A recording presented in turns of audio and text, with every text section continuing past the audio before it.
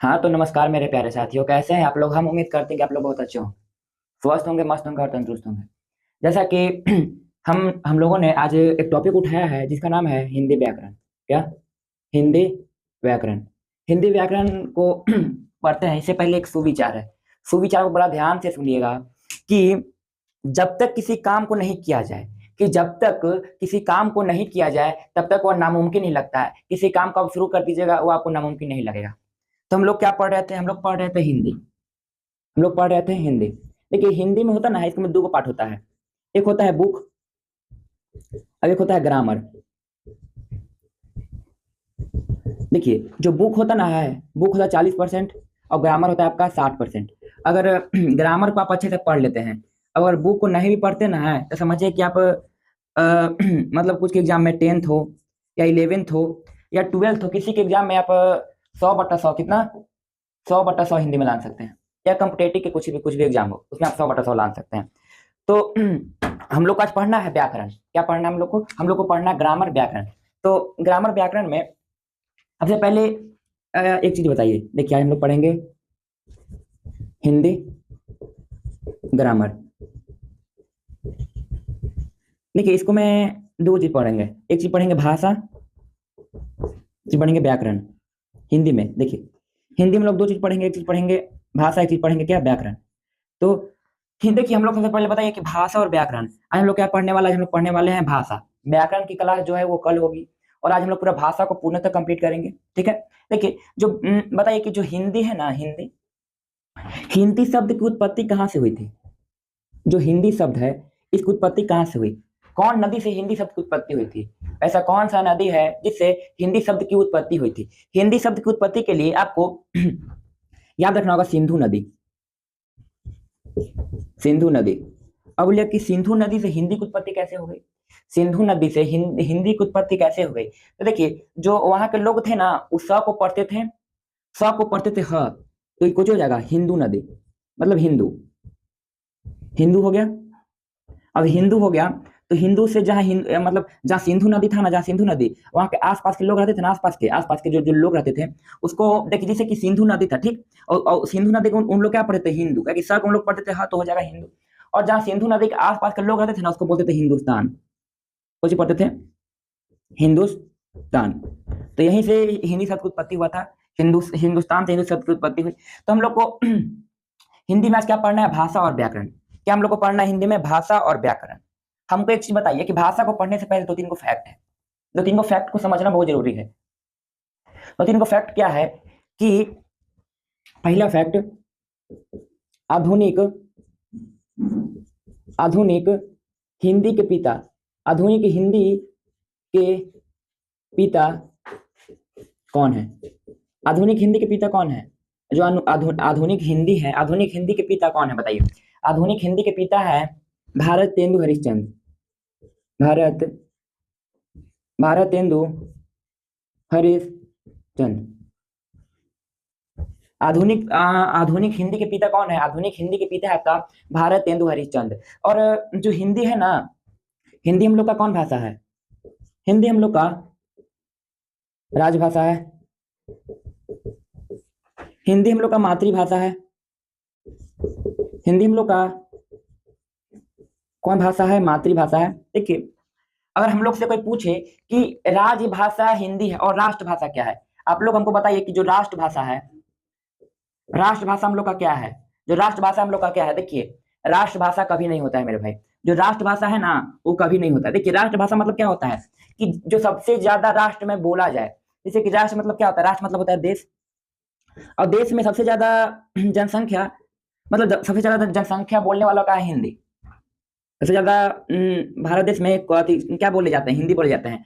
फिर भी यह राष्ट्रभाषा क्यों नहीं है? क्योंकि राष्ट्रभाषा इसलिए नहीं है क्योंकि जो हिंदी है ना, देखिए राष्ट्रभाषा इसलिए नहीं ना है क्योंकि, अपवाद लिख लीजिएगा, अपवाद, अपवाद कि भारत में, भारत में सबसे ज्यादा हिंदी बोले जाते हैं, हिंदी बोले जाते हैं, परंतु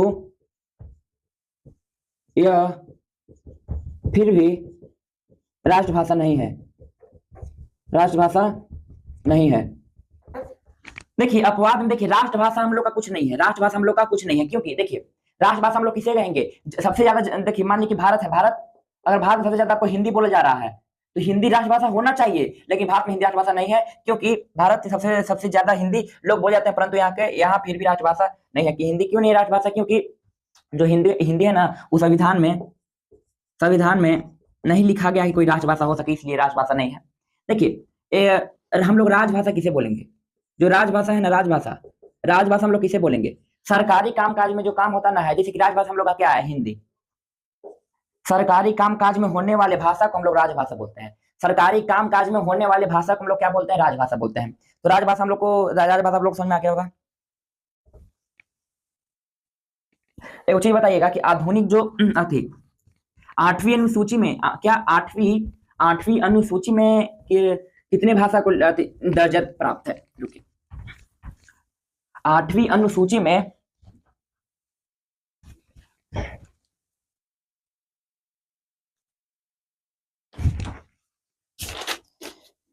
देखिए एक और फैक्ट याद रखिएगा कि जो हिंदी है ना मेरे भाई, हिंदी जो है ना, वो इसका जननी किसे कहा जाता है?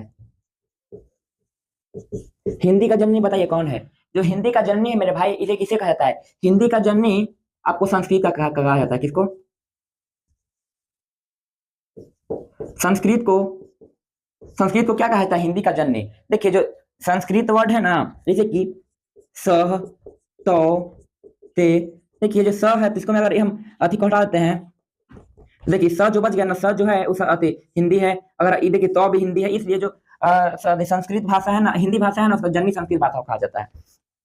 देखिए भाषा हम लोग क्या पढ़ रहे थे? हम क्या बोले आज कि आप लोग को जो हिंदी है ना, हिंदी व्याकरण में हिंदी में दो होता है, भाषा और व्याकरण। तो हम लोग पढ़ेंगे भाषा, व्याकरण कल क्लास में होगा। तो चलिए भाषा को स्टार्ट करते हैं। आप लोग हेडिंग डालिएगा कि भाषा, क्या भाषा, जिसे हम लोग इंग्लिश में बोलते हैं लैंग्वेज। जिसे हम इंग्लिश में क्या बोलते हैं? इंग्लिश में बोलते हैं लैंग्वेज। सबसे पहले आप लोग समझिए कि भाषा क्या होता है।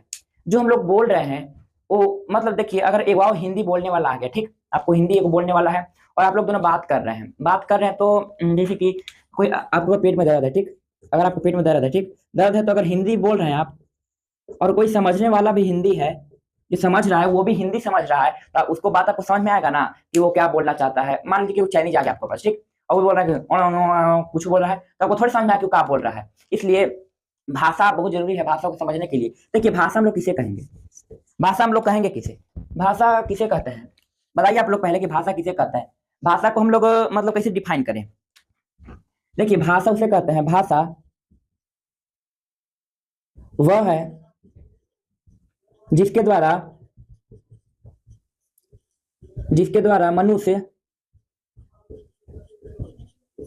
मनुष्य अपने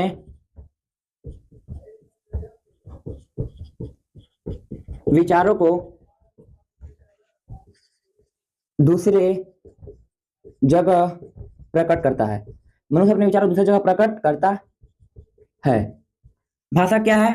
भाषा वह है जिसके द्वारा मनुष्य अपने विचारों को दूसरी जगह प्रकट करता है, विचार या भाव को प्रकट करता है या व्यक्त करता है। देखिए भाषा हम लोग उसे कहेंगे जिसके द्वारा, देखिए क्या कहते हैं, भाषा वह है जिसके द्वारा मनुष्य अपने विचारों को दूसरे जगह प्रकट करता है। अपने विचार, जो विचार है, अगर मान लीजिए कि आपको विचार है ना कि आपको तबियत खराब है, ठीक, आपको क्या है, आपको है तबियत खराब, आपको है तबियत खराब, और जिसके द्वारा मनुष्य अपने विचारों को दूसरी जगह प्रकट करता है। और मान लीजिए कि यह मेरा दोस्त चाइनीज, ठीक, ये मेरा दोस्त कौन है? चाइनीज, और हम हैं इंडियन।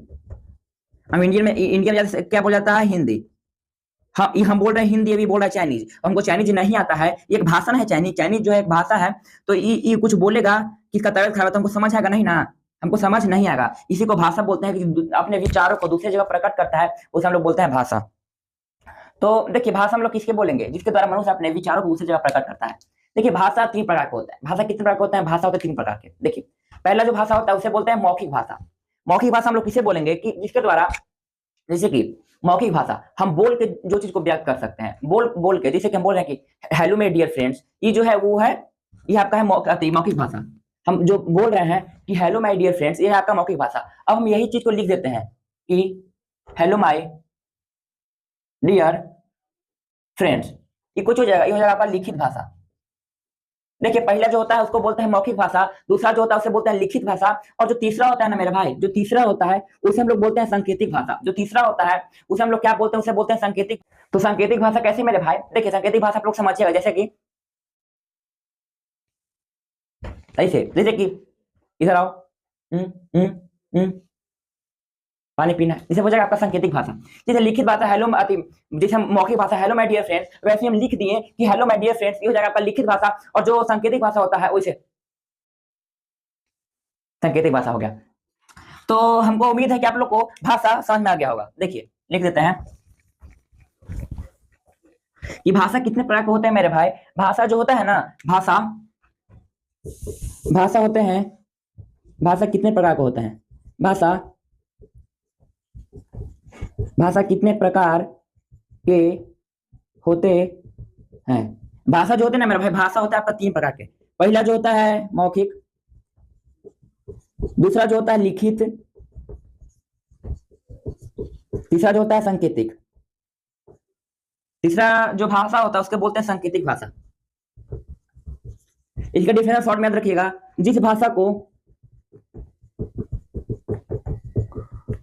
बोल के दूसरे दूसरों दूसरे दूसरों के सामने व्यक्त किया जाए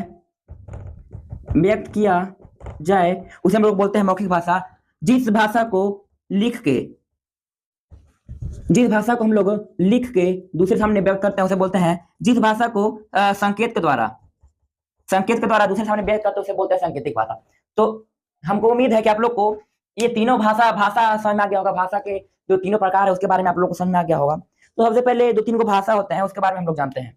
देखिए एक होता है, ये करते हैं पहले,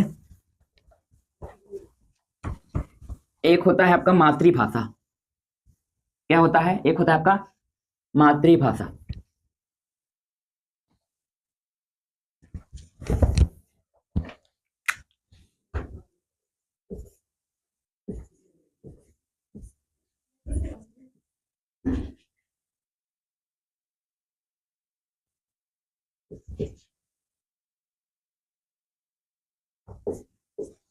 चलिए हिंदी हम लोग क्या पढ़ते हैं, हिंदी व्याकरण।